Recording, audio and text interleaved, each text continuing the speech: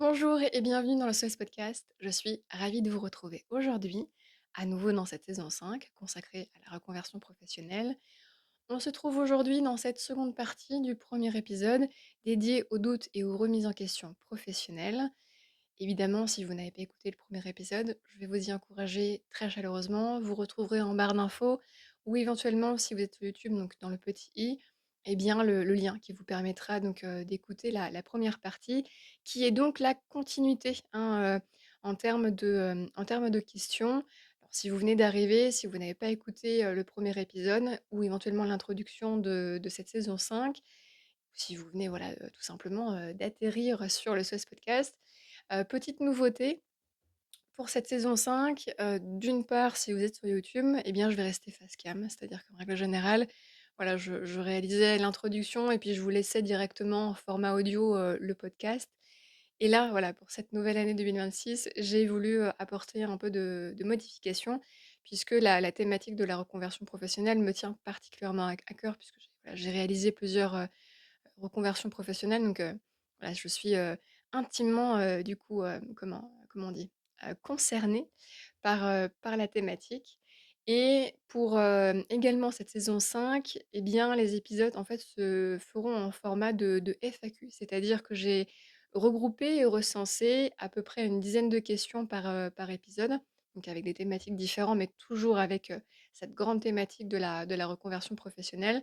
Voilà, 10 questions que mes clients m'ont posées ou éventuellement des questions que je me suis posées lorsque j'étais en reconversion professionnelle et je me suis, voilà, très très justement dit, eh bien, pourquoi pas, en fait, en faire, simplement des épisodes pour que vous puissiez, vous aussi, si vous êtes dans ce cas-là, de doute, de reconversion professionnelle, d'évolution professionnelle, vous verrez, j'apporte un peu de nuance avec ces 2 notions, reconversion professionnelle et évolution professionnelle. Si éventuellement vous connaissez quelqu'un autour de vous et que voilà, ces personnes sont dans ce type de réflexion, peut-être qu'il serait bon de lui, éventuellement voilà, partager, cette playlist de la saison 5 ou cet épisode ou peu importe en tout cas, voilà, de permettre à ce que les personnes autour de vous ou vous-même, vous puissiez obtenir, une réponse à ces questions. Donc on est aujourd'hui dans cette seconde partie. On a abordé donc les 5 premières questions, on va terminer donc avec les 5 dernières. Je vous laisse avec la suite. Juste avant de nous quitter, n'oubliez pas de vous abonner, d'activer les notifications pour ne pas oublier, voilà, et ne pas louper les prochains épisodes de cette saison 5 dédiée à la reconversion professionnelle. Et si vous êtes sur les plateformes d'écoute, avant de nous quitter, n'oubliez pas de laisser également au podcast une évaluation 5 étoiles. Ça aide énormément mon travail, mais toujours pareil, ça permet à ce que d'autres personnes puissent eh bien, connaître le SOS Podcast et écouter voilà, ces conseils, ces avis que j'ai à partager et également que mes invités lors de mes interviews, ont à partager pour que vous puissiez finalement, faire votre choix en votre âme et conscience. Voilà, bon allez, sans plus tarder, je vous laisse avec la suite. On va donc continuer avec la sixième question qui est la suivante. Est-il possible que je sois sur le bon chemin professionnel, mais que je doive simplement réajuster certains aspects de mon rôle ou de mon entreprise? Eh bien, la réponse est oui. Offrez-vous la possibilité de croire que ce que vous ressentez et de ce que vous vivez est vrai. Oui, il est possible que vous soyez sur le bon chemin et oui, il est possible que vous deviez finalement réajuster certains aspects de votre vie professionnelle actuelle pour que vous puissiez être pleinement épanoui. Offrez-vous, autant que faire se peut, cette habitude d'aller dans un oui. C'est la coach qui parle. Essayons autant que possible de rester dans cette question de positivité. Ensuite, une fois que vous avez répondu un oui, il est essentiel à mon sens d'apporter un pourquoi. Pourquoi c'est oui? Est-ce que vous pouvez identifier assez facilement et de façon factuelle des éléments qui vous permettent de confirmer ce oui? Est-ce que finalement ma zone de génie est appliquée à tous les endroits que j'imagine dans ma vie professionnelle et personnelle? Re-questionnez ce à quoi correspond pour vous le bon chemin. Parce qu'on peut se mettre une pression pas possible, parce que dans ce qu'on a défini étant le bon chemin, n'est finalement pas le bon chemin pour nous, mais on voit le bon chemin comme une réponse à un besoin extérieur. Voilà. J'espère, j'espère que je vous ai pas perdu pour cette 6 question. Et on va donc très, naturellement, aller vers cette septième question: comment prendre du recul pour évaluer honnêtement mes motivations sans me laisser influencer par la pression sociale? Mmh, grande question. Je vous propose de vous remettre au centre et de vous questionner avec vous-même. Et si vous avez besoin d'un accompagnant, évidemment, je suis là pour vous. Si cette intention, c'est d'être honnête avec soi-même, c'est de reprendre pardon, la base. Quelles sont mes croyances? Quelles sont mes limites? Quelles sont mes limites aidantes? Quelles sont mes limites limitantes? Et cetera. Quelles sont mes valeurs? Sur quoi je m'appuie? Quels sont mes besoins? Est-ce qu'ils sont assouvis ou non? De faire des exercices qui sont à disposition sur, le site internet, comme je vous l'ai expliqué, du SOS Podcast, de vous servir de ces outils-là en toute autonomie pour que vous puissiez justement, débuter cette prise de recul, nécessaire pour évaluer honnêtement, voilà, ces motivations. Et aussi, pourquoi pas, comme je vous l'ai, déjà dit, eh bien, de vous rapprocher de personnes de confiance qui pourront, écouter vos réflexions, non pas dans cette envie de vous donner leur avis, mais de vous permettre de vous donner le change en termes de questions. Et c'est ce à quoi servent justement les consultations que j'ai créées, que je propose. Voilà, c'est vraiment des sessions où, il sera question de vous permettre de vous poser les bonnes questions et de découvrir avec vous finalement les réponses, qui sont, certainement en vous. Voilà pour cette septième question. Allez, on va continuer avec la question 8. Et voilà, c'est une question assez intense, mais c'est important de se la poser. Et je remercie, le client qui me l'a écrit. Que faire si j'ai peur de me tromper en me lançant dans une reconversion professionnelle, mais que rester dans mon poste actuel me fait souffrir? Intense, n'est-ce pas? La peur est normale. Elle est légitime. Ce que je vous propose vraiment, c'est d'apporter le plus de douceur possible avec vous-même quand vous ressentez, voilà, cette émotion. Accueillez l'émotion et acceptez qu'elle vous traverse pour qu'elle puisse justement vous traverser et qu'elle ne stagne pas et qu'elle ne reste pas en vous. Par contre, la peur ne doit pas, empêcher d'agir.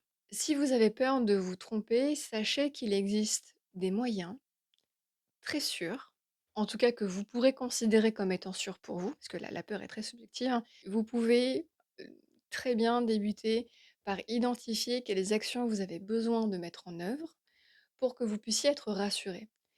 On va en parler dans les prochains épisodes, donc j'en dis pas trop, mais il existe, des débuts de pistes. On peut, questionner, voilà, son entourage, ceux en qui on a le plus confiance évidemment, pour qu'on puisse avoir un retour d'expérience potentiellement.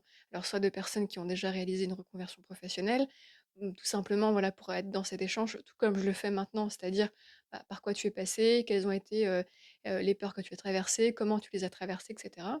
Soit concrètement parlant, heu, réaliser un plan d'action qui soit propre à vous, qui vous corresponde et qui vous permette justement d'apaiser vos peurs en apportant des éléments concrets sur lesquels vous allez pouvoir vous reposer. Dans la balance,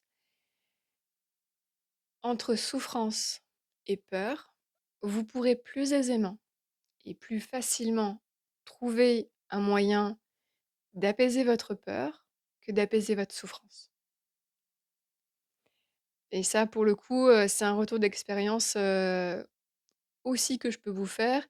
Les solutions que vous pourrez trouver à apaiser votre peur de l'inconnu sont plus accessibles que de trouver des solutions à apaiser votre souffrance actuelle dans un domaine d'activité ou dans un métier ou dans un poste ou dans une entreprise avec qui, vous avez une relation pardon, quasiment quotidienne.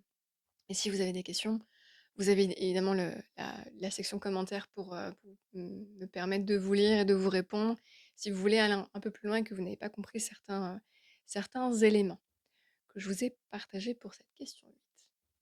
Allez, petite pause café, je vous encourage également à vous hydrater, hein, c'est important. Donc, alors, on va donc continuer avec la question 9 qui est la suivante. Est-ce que le fait de douter signifie que je ne suis pas assez compétent ou que je devrais me forcer à rester dans mon poste? La réponse est absolument pas. Tout simplement parce que, une fois de plus, les peurs, les doutes, les remises en question sont tout à fait normales et j'ai même envie d'aller un peu plus loin, ça fait partie du processus. Se forcer à rester, c'est contre-productif, à tout point de vue pour tout le monde. Même si vous êtes attaché à votre entreprise ou même si vous ne l'êtes pas, ça n'aidera pas ni l'entreprise ne vous aidera pas et vous n'allez pas vous aider en restant. Vous risquez d'y aller à reculons, pire, vous risquez, de générer en vous un mal-être, tellement profond que cela peut, voilà, aller dans ces considérations de burn-out ou de burn-out. Alors je vous mettrai ici, si vous êtes sur YouTube, éventuellement la définition des 2. Moi, ce que je vous proposerais justement, c'est de reprendre le pouvoir. Parce que là, quand on entend cette première partie, on peut se dire: «Finalement, je laisse, l'extérieur avoir un impact sur mon intérieur». Vous mettez à disposition, votre profil, votre personnalité et cetera, votre vision au service de l'entreprise. Vous mettez à disposition vos compétences. Donc moi, ce que je vous propose, c'est plutôt de mettre en question votre environnement et de remettre en question si votre profil est toujours adapté à l'entreprise. Est-ce que ma zone de génie a encore un intérêt aujourd'hui avec l'entreprise actuelle? Parce qu'elle a évolué, parce qu'elle n'a pas évolué éventuellement et qu'elle est restée la même, voilà et que finalement, moi, au milieu de tout ça, bah, j'ai évolué et je sens une dissonance entre le moment où je suis rentrée, ma zone de génie, ça collait, ça fonctionnait, on était, des carrés tous les 2. Et puis, bah, moi, au fur et à mesure, voilà, des années, des mois, de mise en application de mes compétences et de ma zone de génie au sein de cette entreprise, bah, finalement, je suis devenue un rectangle. Bah, je me rends compte que c'est pas le rectangle. Alors je vous donne, une image parce que voilà, je ça m'aide, moi de mon côté. Vous êtes dans un carré, mais vous êtes rectangle. Changez d'entreprise. Donc il est pas question de que vous n'êtes pas performant ou vous n'êtes pas compétent.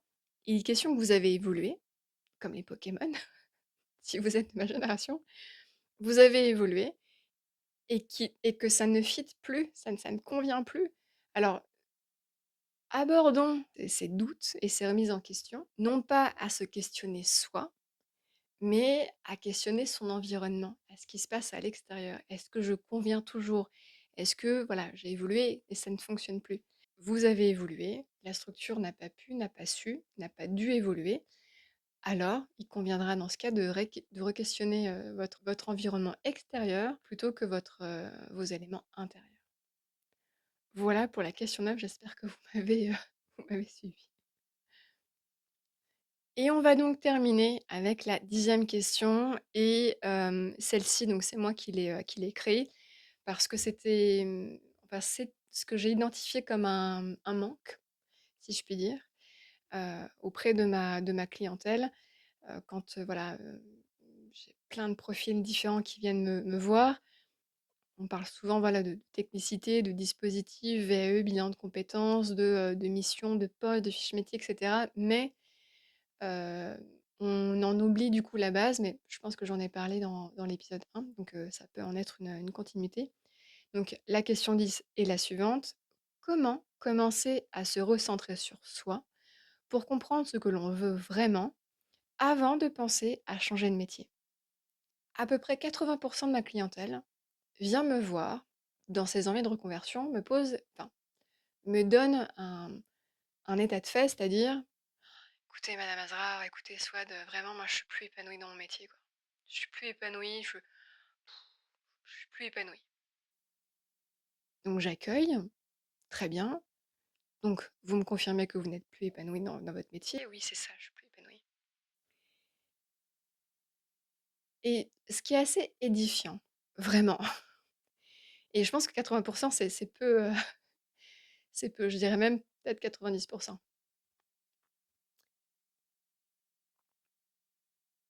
Lorsque ces personnes me disent ça et qu'ils me le confirment, la question que je pose assez facilement ensuite, c'est la suivante: «Mais pour vous, être épanoui professionnellement, c'est quoi?» Et là, je vous donne en mille, j'ai: «Ah bah, je sais pas. Ah bah, j'y ai jamais pensé. Ah oui, c'est une question, j'ai commencé à y penser, puis finalement, finalement, j'ai pas pris le temps». Or, c'est essentiel.